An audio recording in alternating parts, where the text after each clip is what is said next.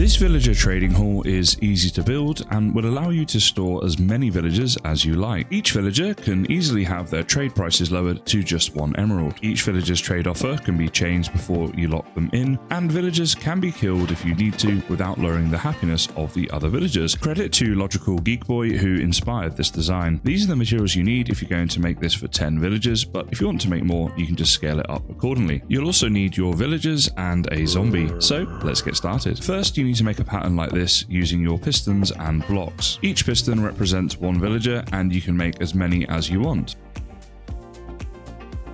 We're going to extend each piston soon, and each villager will be stood here on top of the extended pistons. Now place 2 redstone dust in front of every piston. This is the direction where your villagers will be accessible to trade from. Place a block on top of these 2 redstone dust pieces, then 3 blocks here like this. Now you're going to place 3 blocks, then 2, then 3, and so on the whole way down your row of pistons.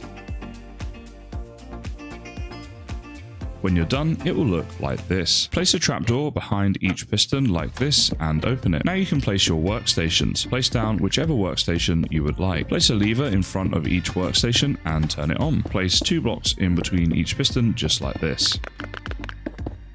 At the end here, place 2 blocks, then a temporary block here, and 2 more blocks like this. Now continue this 2-high wall all the way down the line and finish it at the end by placing 2 blocks here like this. Now build a roof over this area, as this will stop the zombie from burning, and then place 1 block on top of each of these wall blocks, which will separate the villagers. You now need to place temporary blocks in an arrangement like this. When you've done it the whole way along, it will look like this. Now you need to build some temporary staircases at the back, just like this.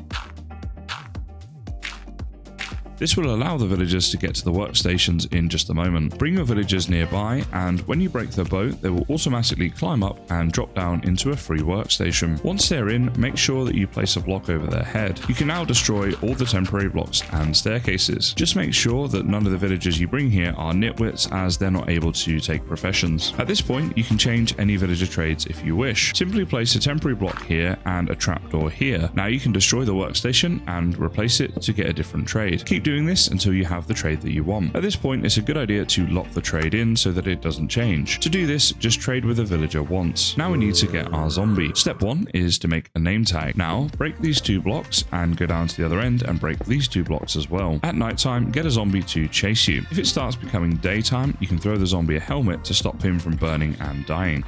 Go inside here and name him while you're inside this area. Now get him to chase you down to the end and place 2 blocks here, then run back to the other side and place 2 blocks here to trap him inside forever.